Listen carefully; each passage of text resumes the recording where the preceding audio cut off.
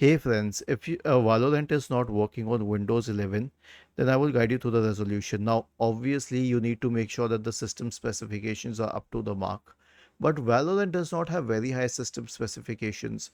If your computer cannot take those, then it means that it's a low-end computer and you should not be playing the game on it. But this thing apart, I will give you one solution that will fix the problem in 99.9% of the cases. Search for services in the Windows search bar and open services. Scroll down to the VGC service. This list is in alphabetical order, so it will be easy to find. VGC.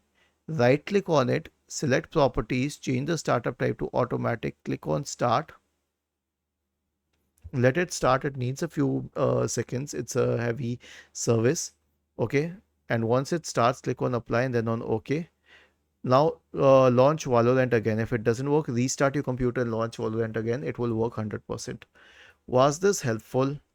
If yes, then please subscribe to the channel. If not, then let us know in the comment section of the video on how we could help you further. Thank you for watching this video and have a nice day.